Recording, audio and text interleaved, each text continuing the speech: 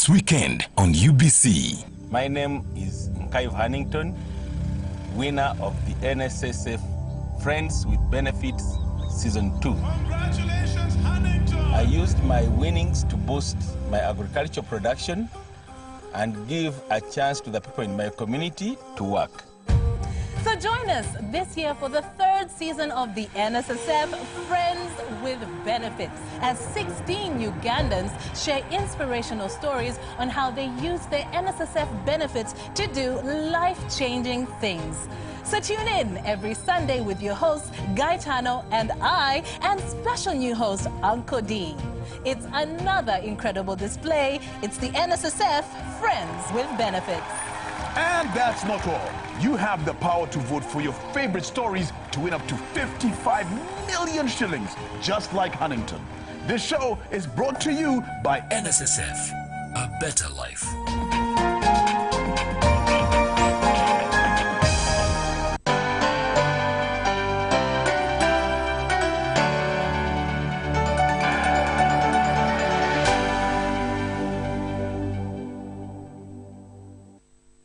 Activate Airtel Money today and enjoy convenience on payments for all utility bills. That's right, you can pay all your bills from the comfort of your home at any time of the day. To pay electricity bills, dial *185#. Select 4, Pay Bill. Select 1, Umeme Touch Pay. Select 1, Pay Bill, or 2, Buy Yaka. Enter Yaka meter number for prepaid customers or Umeme account number for postpaid customers. Enter the amount, enter PIN to confirm, and complete payment. Yes, pay all your utility bills conveniently today only using Airtel Money. Airtel Money, simple, instant, secure. Airtel, the smartphone network.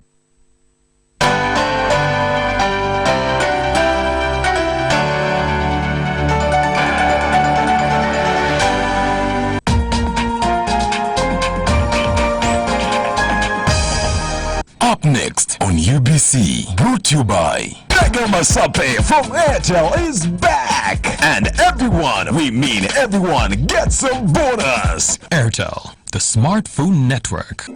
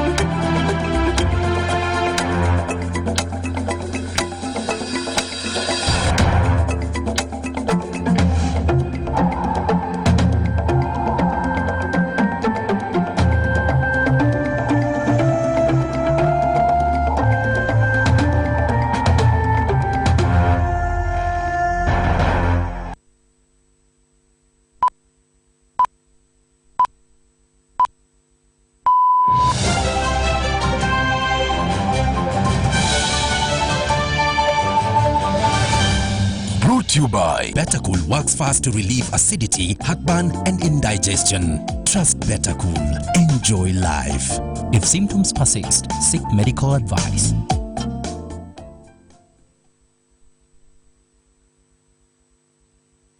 A very good evening to you tuned into news tonight. Welcome. My name is Michael Jordan Lukuma with Mohammed Mugalu, our sign language interpreter. We'll start with a look at the headlines.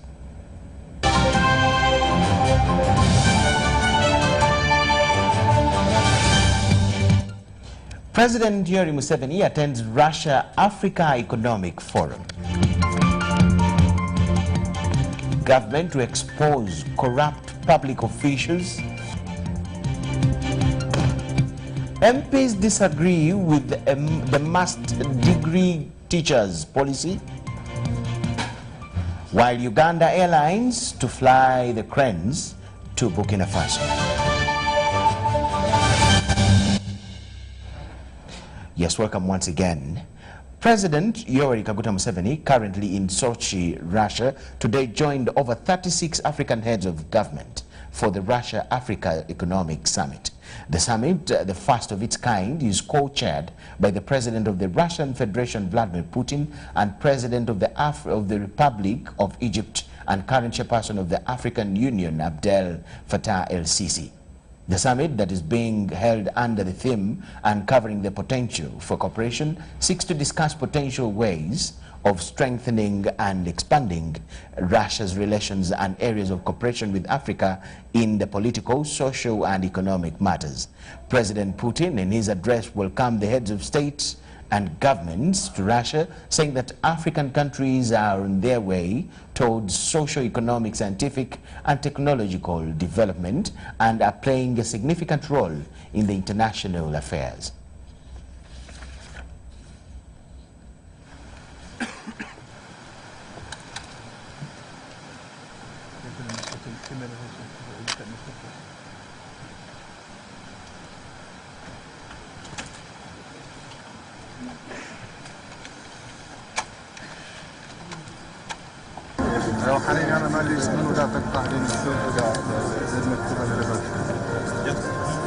I would like to cordially welcome all of you, participants and guests of the Economic Forum entitled Russia-Africa, which is timed to coincide with the first ever in history summit between the Russian Federation and African countries. Gathered in this hall are representatives of all countries of the African continent, officials, politicians, experts, and certainly leading businessmen. To attend this forum, around 2,000 Russian and foreign companies have come to this forum. The theme of the forum, Russia and Africa, opening up the potential for cooperation, is very important and relevant because economic issues are an indispensable and essential part in Russia's relations with African countries. Building close business ties is within our common interest because it helps sustainable development of our countries. It also helps raise the quality of life for our people and address many social issues and others. I'd like to highlight that African countries are attracting ever greater attraction and interest of Russian companies. This is mainly due to the fact that Africa is becoming one of the core centers of economic growth. According to estimates of experts, by 2050, the GDP of African states will have reached $29 trillion. Over the last 5 years, our trade with Africa has more than doubled, and as just our colleague has pointed out, it is now more than $20 billion. Whether that is a big number or small.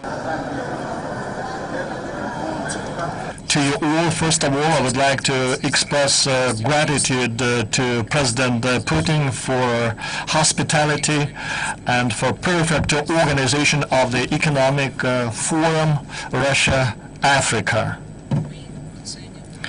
We highly appreciate the attention that is given in the Russian Federation to strengthening the cooperation between Russia and Africa, and we regard the forum as the platform to develop the relationship for the mutual investments and cooperation between the two peoples. And the forum is meant to strengthen the relationship between the countries in compliance with Agenda 2063.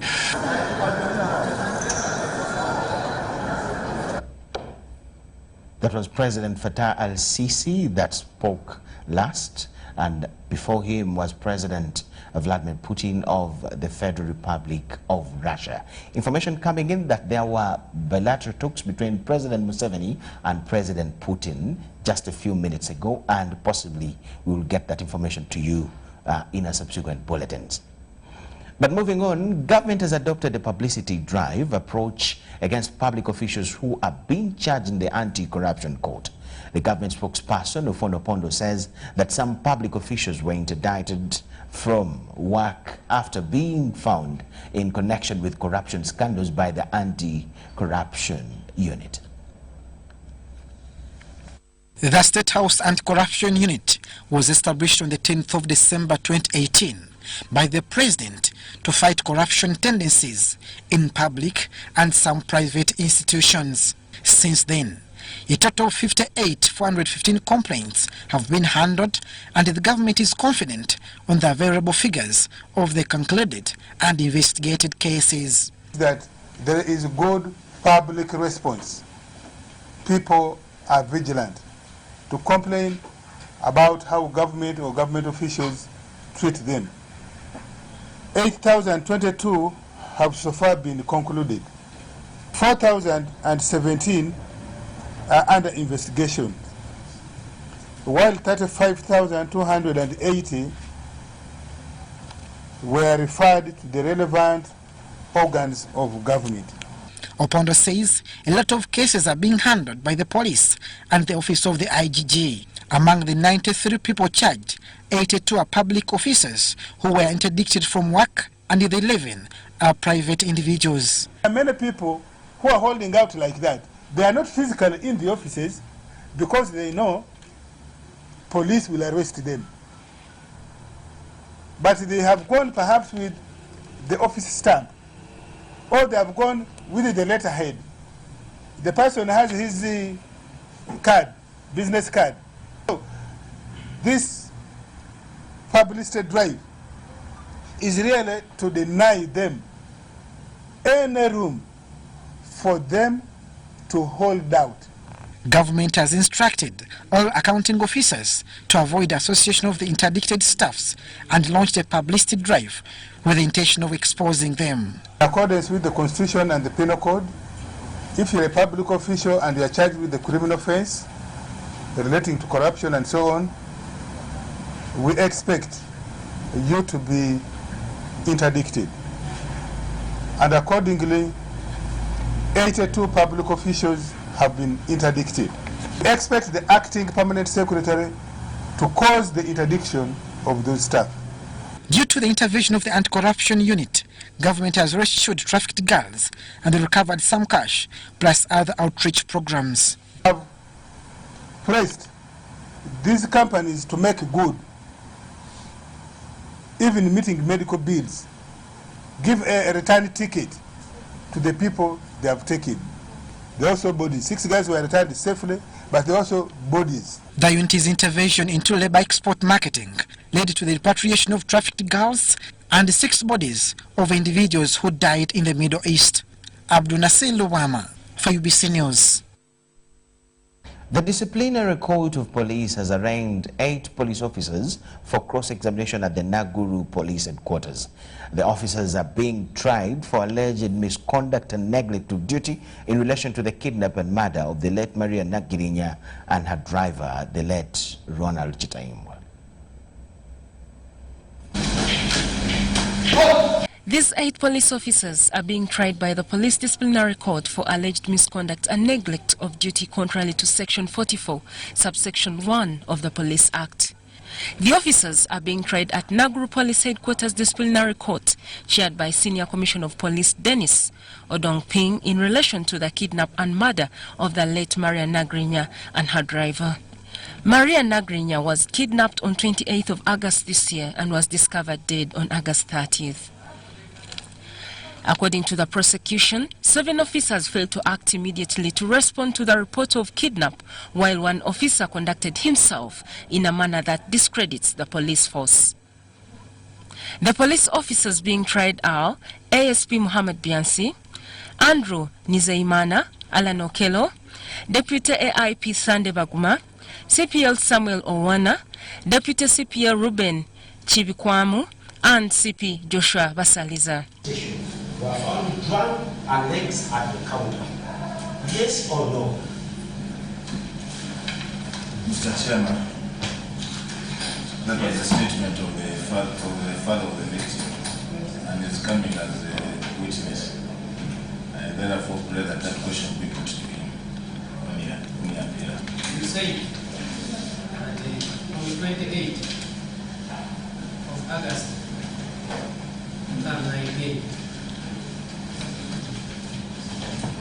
I was not on the list. Where was I supposed to be? Where was I deprived? when you received a call from the station attend. And after receiving a call,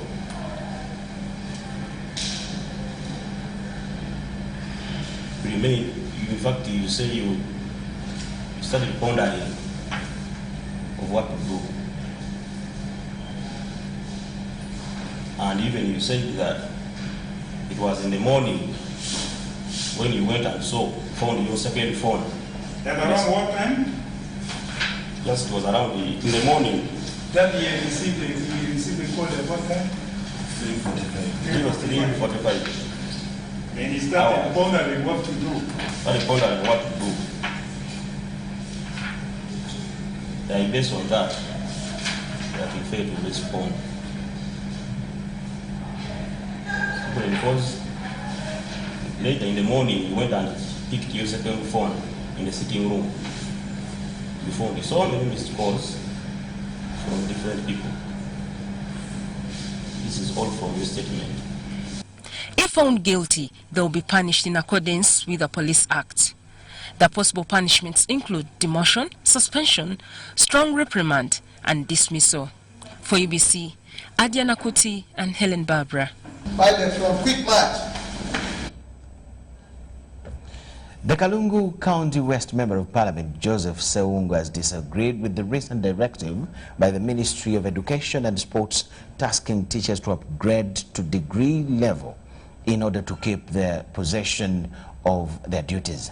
Sewungu, who had an interaction with the press at Parliament, argues that the level of education won't solve the education shortfalls in the country. The recent projected deadline for teachers to upgrade to degrees is creating a heated debate among legislators. Effective 2021, teachers will have up to 2031 to upgrade to a degree, a period of 10 years. A few months to 2021, the Education Ministry is slated to review the curriculum of national training colleges and primary training colleges to upgrade them into degree awarding institutions. This new bond directive phases out all grade 3 certificate and grade 5 diploma training courses. The minimum entry qualification shall be A level, though those currently in training shall complete their academic programs. The 10-year period is provided to ensure that students admitted before 2021 in national teacher colleges and primary teacher colleges have adequate time to adjust to the requirements of the national teacher policy standards, and also to ensure that they are not disadvantaged by this policy. The Kalungu County West legislator Joseph Sewungu has responded in disagreement with the directive. But let me say this, it's not the qualification of teachers that determines the teaching. It is the type of system, management, and the remuneration of teachers that determines teaching. We realized a number of people have not read this policy. That's why they are saying what they are saying, because if they had, no one who has read that policy would fail to appreciate it.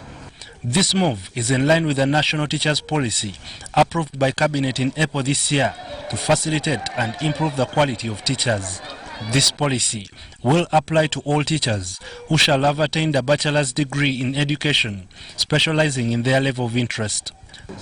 Ladies and gentlemen, you remember, I think most of you were not born, but when we were growing up, the best learners in schools used to go to teacher training colleges, PTCs, NTCs, those would be the best. As we talk now, PTCs have refused to recruit teachers, have failed to recruit teachers. Why? Because the conditions they gave to teachers are too strong. Hence, teachers are abandoned and the students refuse to go to teacher training colleges. But even then, where are those facilities that you have put in place as a government that will make teachers go and acquire degrees? The TISA study report recommended the development of the national teacher policy to address these issues. So that is the foundation of the national teacher policy which we have today. Government through the national teacher policy recognizes that teaching is a profession. The National Teachers Policy will give birth to a law that will create Uganda Institute of Teacher Education, a body where all teacher training institutions will have to subscribe. Ivan Kahwa and Susan Naonga at Parliament. Which deadline? Are you terminating their services? How far? Honorable Joseph Song, they are also known to have a teacher's background.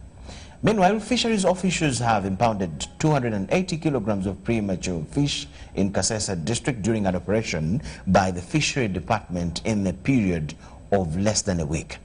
The commander of Fisheries Highway Kasese, Afande John Behumbiza, said that these operations will continue until people stop trading in premature fish in the Rwenzori sub-region. Patients at Wera Hospital, Mpondwe, Ihubiriha Town Council in Kasese District have been provided with fish impounded during an operation by the Fisheries Department led by Commander of Fisheries Afande John Behumbiza. Fishery officials impounded 280 kilograms of premature fish. Afande John Behumbiza said that for any fish caught prematurely, netted will be supplied to hospitals, schools, prisons, the community, and many more institutions. You know, there's some people you can say, me, I'm a big boss, I'm a doctor, whatever. Is the purpose to the patients? For the patients. I agree with me. John emphasized that the operation will continue until people stop trading in immature fish. They should stop the premature fish. Seriously, we cannot seal them, they cannot fear for them, because of selling, either dealing premature fish. I fight with them and I will deal with them according to the court of law. Trading in premature fish is being attributed to fear by fishermen for Congolese who encroach on Ugandan waters. These do not wait for fish to grow.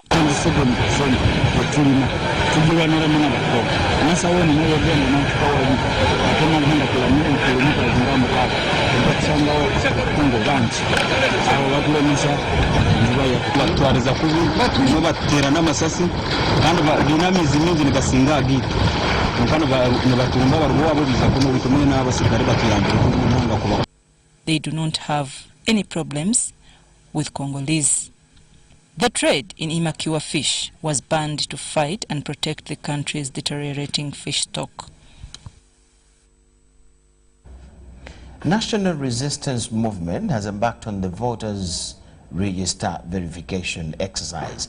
Speaking to journalists at the National Resistance Movement headquarters in Kampala, the party treasurer Rose Namayanjan Seriko said that this verification exercise is to make sure that people who do not live in a particular area or the deceased don't appear on the voters register.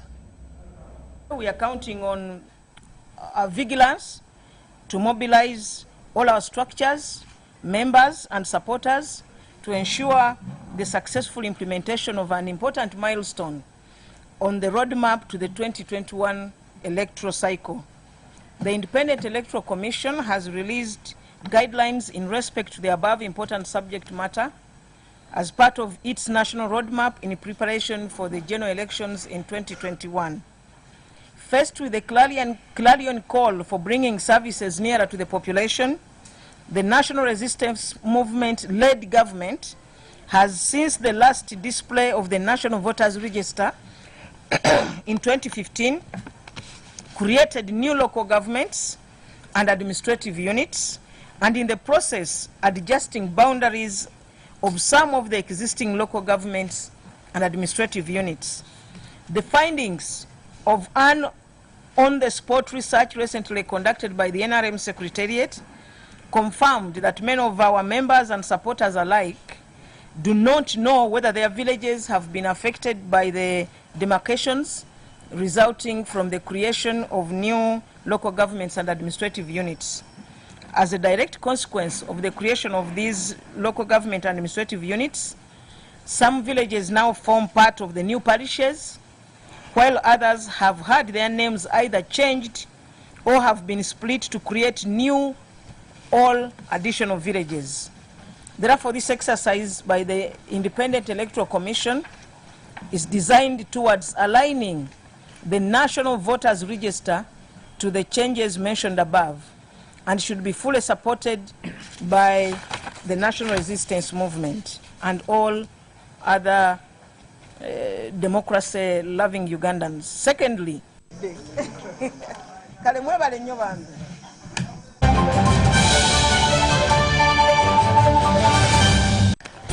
Mommy, you can't touch me. You can't touch me. Daddy, what's wrong? I've had a long day, Angel, and I have a bad headache. Oh, I'll give you something that will make you feel better if you promise to play with us. Headache? Toothache. Unapoumwa, unataka kitulizo kwa haraka gani? Mara moja. Pain and fever reliever. A quality product from Beta Healthcare contains paracetamol, caffeine and aspirin. Beta Healthcare. Caring for all. If symptoms persist, seek medical advice. Uganda is celebrating International Day of Rural Women. The celebrations are scheduled to take place on Thursday, 24th October 2019 at Arapai Sub-County Headquarters, Soroti District. The theme is Rural Women's Economic Empowerment through Saving and Affordable Credit. The guest of honor will be the Minister of Gender, Labour and Social Development, Honorable Janet B. Mukwaya. The national celebration is organized by the Ministry of Gender, Labour and Social Development with support from the UN Women and the Embassy of Sweden. Reward check target dial star 1625 get 100% on data and bonus win instantly with Mega Master Pay. Just recharge and hit your target. Mega Master Pay from Airtel is back, and everyone, we mean everyone, gets a bonus. All you have to do, check your target, recharge, get 100% bonus on data and minutes. Dial star 162 hash today to know your target. Airtel, the smartphone network. The two-day symposium will look at the latest intellectual property rights within the Internet of Things, uncovering the impact it has on innovation and development. Discussants will cover areas in pharmaceutical, big data, telecoms, ISPs, banking and insurance, government, energy and automotive. The main purpose of the conference is to examine the best ways in which to use knowledge and innovation to boost youth employment and foster the adoption of new technologies under the theme Innovation and the Internet of Things. Book now online at www.symposium.iptech.com. Registration for local delegates is $150 and $200 for international delegates. Happening on Thursday 24th to Friday 25th October 2019 at Speak Resort and Conference Center, Kampala. For further inquiries, contact Juliet on 0712 139 916.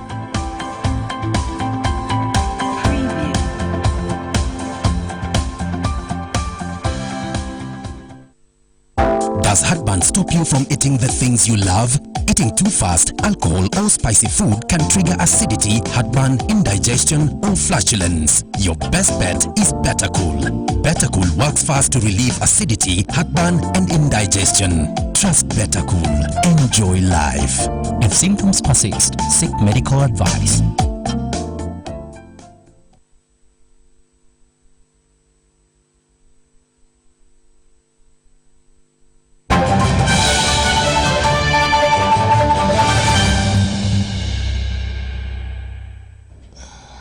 Thank you so much for watching and welcome back from the short break we had. We come in with sports news, and after a good show at the 2019 Africa Cup of Nations, the national team, the Cranes, returns into the qualification rounds for the next edition this December. Cranes is set to play its first game on the 13th of November against Burkina Faso before hosting Malawi home. A chartered plane has been reserved for both the team and spectators. Federation of Uganda Football Association has confirmed a chartered flight aboard Uganda Airlines to Burkina Faso as Uganda Cranes kick off the Total 2021 Africa Cup of Nations qualifiers. Cranes will be looking at its third successful qualification to the Nations Cup finals. Keeps the ball in as well. Can he get the ball in the back of there? There's a goal. Oh, he's kept it out. Onyango kept it out. How did he do it? Head coach Jonathan McKinstry will name his 30-man squad on the 30th of this month, who will kick-start training the following week. Some players in the UPL, some players in the Chan squad, who I think match up well with what we're trying to do for this African Cup of Nations campaign. So when we name the squad next week, it won't be an entirely foreign-based team. There will be UPL players in that squad. They'll be in that squad because we feel their skill set and their experience in the game is suitable for what we want. It's not because we have to name UPL players. If I felt that we were best served by naming a completely foreign-based squad, then I would do that. Meanwhile, FIFA has launched the 366 Back to Nambole campaign as a drive to motivate all in Crane's second qualifier game at Nambole Stadium. The campaign has been derived from the date when Uganda Cranes last played against Cape Verde on the 17th November 2018, confirming qualification to the 2018 AFCON finals. After the 13th of November game, Cranes will host Malawi on the 17th at Mandela National Stadium. Oh, there's a deflection! Oh, did he miss it? What was he doing? What was he thinking? Kadu! Oh my word, how many sitters have we seen tonight? The beautiful AFCON games of the Uganda Cranes. The Uganda Olympic Committee and the National Council of Sports have set aside Tuesday next week to meet all stakeholders in the boxing fraternity to update them on the 2020 Olympics pathway. Boxing's governing body AIBA was suspended by the International Olympic Committee that in turn set up a task force to secure a pathway to ensure boxing takes part in the 2020 Olympics in Japan. Uganda's William Bleak is a member of that five-man committee and will play a big part in Tuesday's meeting ahead of the Africa qualifier due in Senegal next year. The meeting, to be hosted at the MTN Arena, Lugogo, is open to all boxing stakeholders, especially the boxers themselves. The peculiar thing about this particular pathway is that forthwith it's open to both professional and amateur boxers.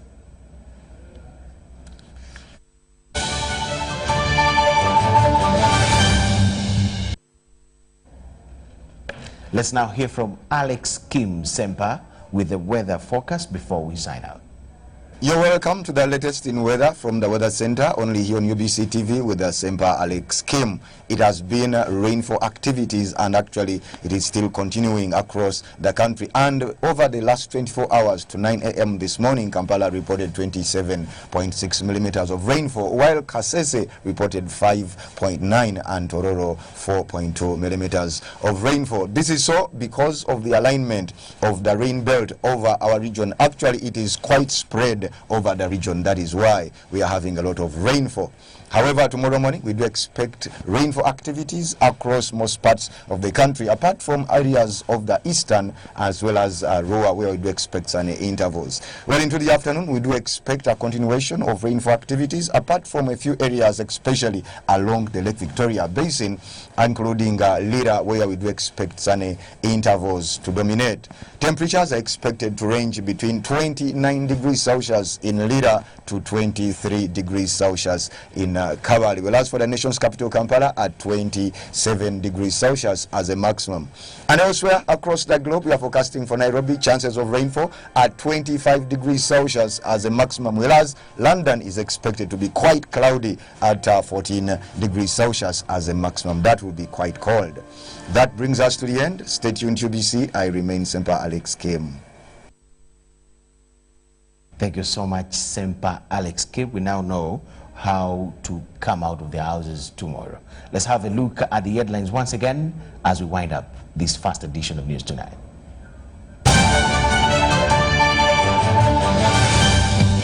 President Yoweri Museveni attended the Russia-Africa Economic Forum. Government is to expose corrupt public officials. MPs have disagreed with the must degree requirement for teachers, while the Uganda Airlines to fly the cranes to Burkina Faso. My name is Michael Jordan Lukoma. With Mohammed Mugalu, we wish you the best of the evening. Let us catch you at 10 p.m. Bye-bye. Brought to you by Better Cool works fast to relieve acidity, heartburn, and indigestion. Trust Better Cool. Enjoy life. If symptoms persist, seek medical advice.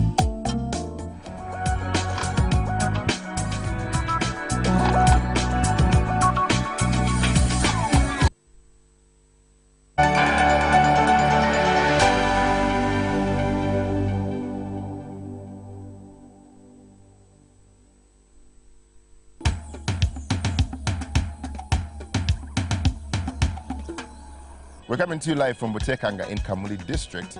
In the sub-county where I come from, where my leadership is being practiced, yeah, money is really a big problem that is hindering women to join leadership. And in case you didn't know, Fasi Fasi is a show intended to make way for women in the leadership sphere. How can we create a space where someone who does not have 20 million shillings but has the ideas can become